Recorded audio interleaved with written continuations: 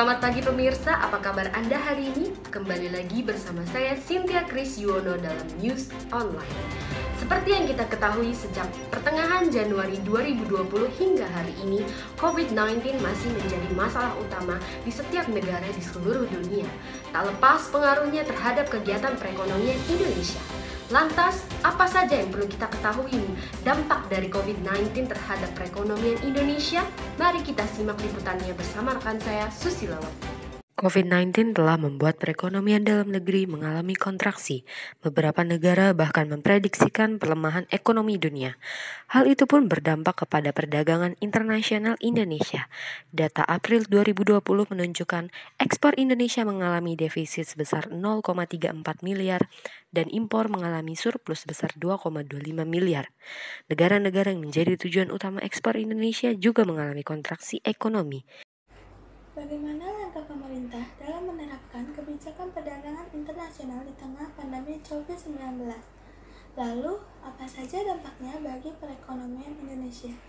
Oke, berdasarkan pengamatan saya, langkah pemerintah untuk melakukan pembatasan perdagangan internasional bukanlah dilakukan semata-mata tanpa alasan. Hal ini dilakukan karena Indonesia tidak dapat melakukan ekspor atau impor. Juga hal positif yang didapatkan dari kebijakan ini, yaitu Indonesia dapat menghemat APBN untuk impor.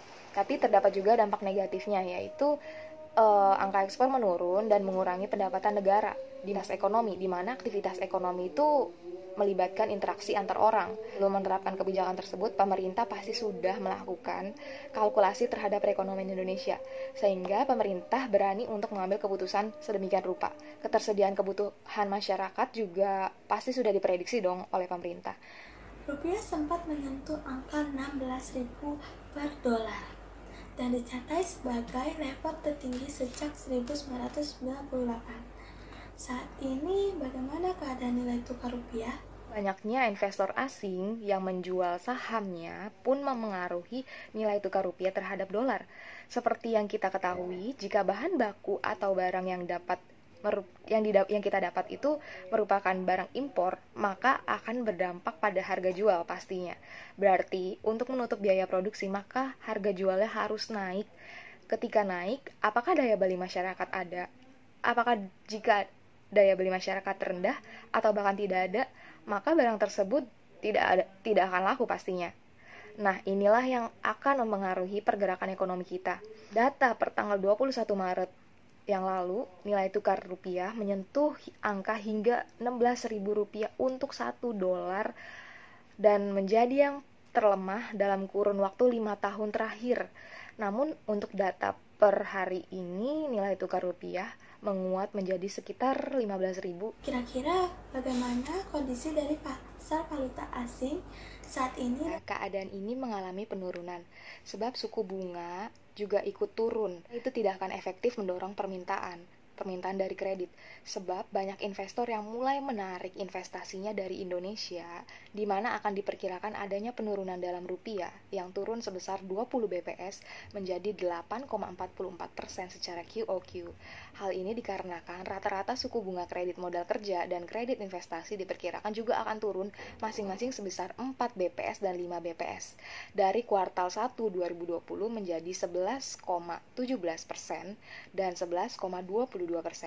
Tidak hanya itu ternyata, namun juga pada suku bunga kredit konsumsi juga diperkirakan akan turun sebesar 1 BPS menjadi 12,93%.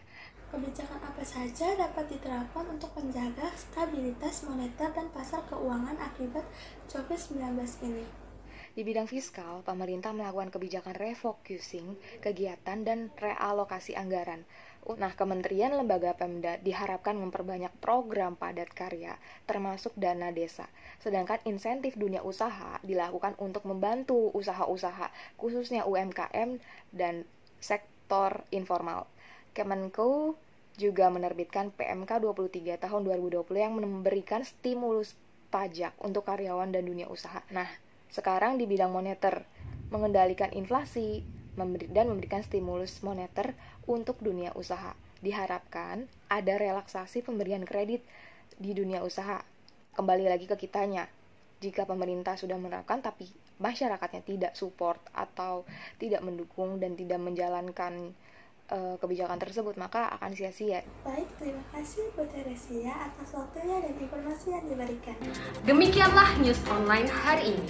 Jangan lupa tetap di rumah dan jaga kesehatan.